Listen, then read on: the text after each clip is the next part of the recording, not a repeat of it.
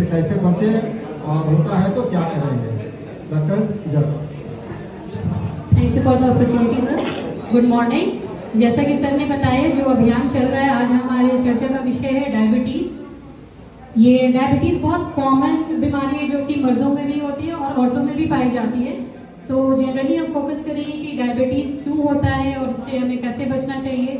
Basically diabetes का मतलब ये होता है कि जब हमारे ब्लड में शुगर लेवल एक लिमिटेड अमाउंट से अगर बढ़ जाता है तो फिर वो कंडीशन जब अराइज होती है तो उसको हम डायबिटीज़ कहते हैं। हिंदी में बहुत कॉमन वर्ड है चीनी या शुगर की बीमारी, चीनी बोलते हैं या मधुमेह भी इसको बोलते हैं।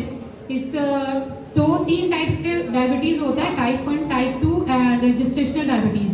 टाइप 1 डायबिटीज़ ये होता है कि इसमें इंसुलिन ही बंद हो जाता है। इंसुलिन नहीं बन पाता इस वजह से क्योंकि जैसे हमारे शरीर में बहुत सारे ऑर्गन्स होते हैं, हार्ट है, लिवर है, किडनी है, उसी तरह से पैंक्रियास भी एक बॉडी ऑर्गन है जो इंसुलिन हार्मोन बनाता है, जिसका ये काम होता है कि जब हम खाना खाते हैं वो जब डाइजेशन के प्रोसेस से जाता है तो हमारे बॉडी में ग्लूकोज बनता है। वो ग्लूकोज हमें ज़रूरत होती है सेल्स को एनर्जी के लिए। तो इंसुलिन का यही काम होता है कि आपका ब्लड में जो भी ग्लूकोज है, जो भी एक्स्ट्रा खाने के बाद जो ग्लूकोज बन रहा है वो सेल में पहुँचाना। तो टाइप 1 डायबिटीज़ में क्या होता है ना कि इंसुलिन ही बनना बंद हो जाता है। इंसुलिन बनना बंद हो जाता है, वो इसका रीज़न कुछ भी हो सकता है, हेरिडेटरी हो सकता है या ऑटोइम्यून डिजीज हो सकता है या फिर पैंक्रियास की खराबी की वजह से भी हो सकता है। बेसिकली टाइप 2 डायबिटीज मेलिटस जो होता है वो हमारे लाइफ स्टाइल से ये रहता है, एसोसिएटेड रहता है। 90% ऑफ डायबिटीज़ जो आज हो रहा है वो टाइप 2 डायबिटीज मेलिटस हो रहा है क्योंकि हमारे लाइफ बहुत इनडिसिप्लिन है, हमारे वर्कआउट हम नहीं करते, सेडेंटरी लाइफ है, खाने पीने का बहुत ज़्यादा जो चेंजेस आ गया है उसकी वजह से टाइप 2 डायबिटीज मेलिटस होता है। इसमें होता है क्या कि इंसुलिन बनता तो है और शुगर भी ब्लड में रहता है, लेकिन होता है क्या जो रिसेप्टर सेल्स हमारे बॉडी के जो होते हैं ना वो इंसुलिन को एक्सेप्ट ही करना बंद कर देते हैं, जिसकी वजह से ब्रेन को सिग्नल जाता है कि हमें और हाई ग्लूकोज चाहिए। इसकी वजह से ग्लूकोज बनता चला जाता है।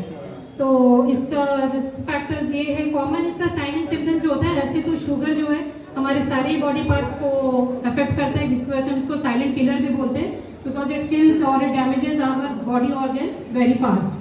तो मेजर जो इफेक्ट करता है, इसके 3 मेजर आपके सिम्टम्स होते हैं, ज़्यादा भूख लगना, ज़्यादा प्यास लगना और बार बार यूरिन के लिए जाना। खास के रात में यूरिन फ्रीक्वेंसी बढ़ जाती है। ये तो कॉमन सिम्टम्स है, लेकिन depending upon person to person आपका सिम्टम्स वैरी कर सकता है। किसी को बहुत थकावट महसूस हो सकती है, किसी को अगर हाई ब्लड शुगर है तो वेट कम भी हो सकता है, वेट ज़्यादा भी हो सकता है, और थक जाना, चिड़चिड़ापन होना, इरिटेशन होना, ये सारी चीज़ें बहुत कॉमन है। हाथ पैर का नमनेस होना, जिसको हम बोलते हैं tingling sensation. Generally patient comes with the complaint कि मैम हाथ पैर में झिंझनी हो रही है या पैर में बहुत दर्द होता है, तो ये सारे भी लक्षण आपके टाइप 2 डायबिटीज मेलिटस के ही हैं।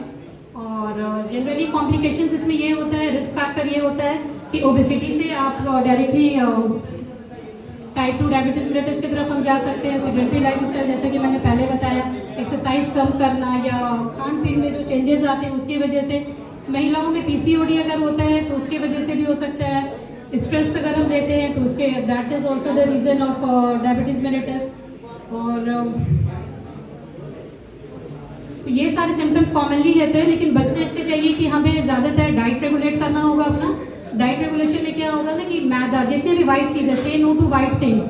प्रॉपर्ली आपको शुगर हो गया वो नहीं खाना चाहिए। रिफाइंड फ्लोर जिसको हम मैदा कहते हैं, मैदा से बनी हुई जितनी भी चीज़ें होंगी, bakery and its product, pizza, pasta, burger, commonly chowmein, जो भी चीज़ें, या कम तेल, कम घी, कम फ्राइड आइटम्स का हमें इस्तेमाल करना चाहिए।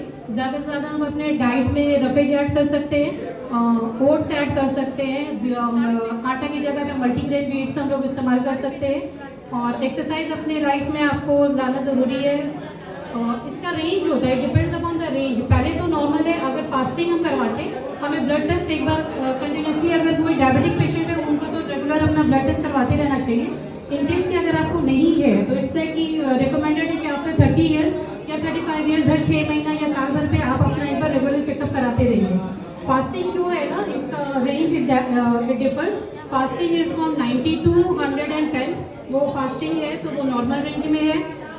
प्री डायबिटिक स्टेज में क्या होता है ना कि 110 to 125 अगर आपका फास्टिंग में आ रहा है, फास्टिंग मीन्स 8 से 12 घंटा आपको खाली पेट रहना होगा। सुबह में, मॉर्निंग में आप अपना सैंपल दीजिए प्री डायबिटिक स्टेज में 110 to 125 अगर आता है तो वो हम कंसिडर करते हैं प्री डायबिटिक स्टेज, और अगर इट्स अबव 125 लाइक 130 140 अगर ये फास्टिंग में जा रहा है तो ये डायबिटीज़, इसका मतलब है कि पेशेंट हैज़ एस्टैब्लिश शुगर है या डायबिटीज़ है, उसका फिर हमें कंट्रोल मिनिमम आपको ये 1 हफ्ते के इंटरवल पे 2 बार कराना होगा। और खाने के बाद 75 mg का ग्लूकोज टेस्ट करते हैं, वो खाने के 2 घंटे के बाद हम टेस्ट कराते हैं। अगर नॉर्मल है तो 140 के विदिन में रहेगा रेंज, और अगर प्री डायबिटिक अगर आप हैं तो उसका रेंज आपका 140 से लेके 200 तक होगा। लेकिन अगर अबव 200 है तो इसका मतलब है कि दैट पेशेंट या that person is suffering from diabetes. तो यही चीज़ है कि आप एक्सरसाइज रेगुलर करते रहिए। एक्सरसाइज में है कि मिनिमम 40 मिनट्स का वॉक होना चाहिए। It should be a brisk walking. Brisk walking मतलब आपको तेज तेज चलना, आपको दौड़ना भी नहीं है, आपको स्लो भी नहीं चलना, आपको इतना तेज चलना है जिसमें आपको पसीना आ सके या आपका कपड़ा ऐसा हो कि आप बारिश से भीग के आए, वो भीगना चाहिए। मिनिमम 40 मिनट्स का वॉक होना चाहिए। स्लीप आपकी, नींद आपकी अच्छी होनी चाहिए। लाइफ स्टाइल मॉडिफिकेशन इसमें ज़रूरी होता है। कम से कम 7 से 8 घंटे का हमें नींद अच्छे तरीके से नींद लेनी चाहिए। खाने का तो मैंने अभी जैसे आपको बताया कि avoid oil, fatty, fried foods, वो सब हमें अवॉइड करना चाहिए। और अपना मील पोर्शन जो है ना वो हमें कट डाउन करना चाहिए, जिसको हम लोग मिनी मील्स बोलते हैं। ऑब्वियसली अगर कोई एक पर्सन 2 रोटी खा रहे हैं ना, अगर आप डायबिटीज़ है तो you cut down your portion to half meals. आप 1 रोटी एक बार खाइए, फिर 2 घंटे के बाद 1 रोटी खाइए। तो इस तरह से अपने पोर्शंस को डिवाइड कर दीजिए, तो दैट विल बी बेनिफिशियल। ऐसा ज़रूरी नहीं कि एक बार में ही सारा खा लें। रफेज ऐड कीजिए अपने डाइट में, चावल का मात्रा कम कीजिए, और फ्रूट्स में एप्पल खा सकते हैं। अवॉइड कीजिए पका हुआ फ्रूट्स, जैसे आपका पपीता हो गया, आम हो गया, ये सारे फ्रूट्स हमें नहीं। केला हो गया, पका हुआ केला ज़्यादा नुकसानदेह होता है, तो ये सारी चीज़ें अवॉइड करनी चाहिए। वेजिटेबल्स में वो चीज़ जो अंडरग्राउंड होती है, जैसे कि आलू है, शकरकंद है या शलजम है, वो सारी चीज़ों को नहीं खाना चाहिए। आप अपने डाइट में, जिनको भी शुगर है या प्री डायबिटिक स्टेज में, तो वो डाइट से रिवर्स कर सकते हैं। तो करेला हो गया, और उसके बाद सहजन हो गया। सहजन खा सकते हैं, इट्स अ वेरी गुड, जिसको मरीफरम कहते हैं, वो टैबलेट फॉर्म्स में भी आता है, या तो आप ऐसे डायरेक्टली उसको खा भी सकते हैं। दीज आर द थिंग्स कि हम इस तरह से डायबिटीज़ को कंट्रोल कर सकते हैं। ये लाइफ स्टाइल चेंजिंग हैबिट है, if you will change it obviously आप एक नॉर्मल हेल्दी लाइफ लीड कर सकते हैं। अब रहा महिलाओं में, तो एक और टाइप के डायबिटीज़ होते हैं जिसके बारे में हम बोलते हैं जेस्टेशनल डायबिटीज़। गर्भावस्था में जो डायबिटीज़ होती है, जनरली शुगर के सिम्टम्स जो होते हैं वो साइलेंट रहते हैं, वो पता नहीं चलता। इस वजह से हम पेशेंट जो होते हैं उसका रेगुलर स्क्रीनिंग कराते हैं, और ये 24 to 28 वीक्स में पता चलता है। उसमें भी हम टेस्ट कराएंगे, रेफरेंस रेंज देखेंगे। अगर बढ़ा हुआ होगा तो ऑब्वियसली उसमें भी क्या है कि मदर का जो प्रेगनेंसी होती है, वो जर्नी होती है, तो उसमें 10 से 12 kg वेट गेन होता है।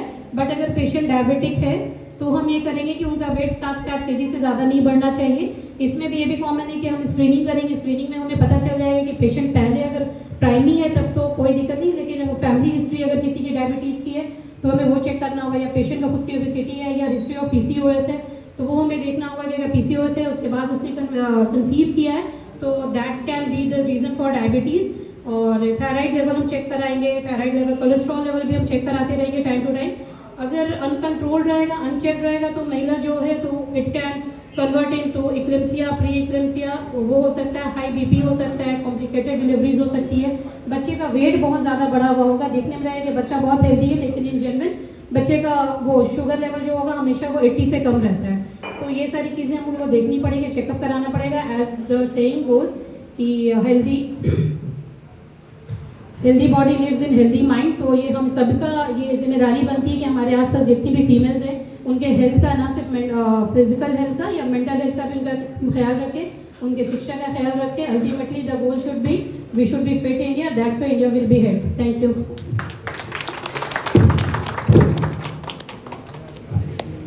अभी आप डॉक्टर कैनाल दादरा से डायबिटीज़ के बारे में सुन रहे थे, उन्होंने बहुत अच्छा बताया।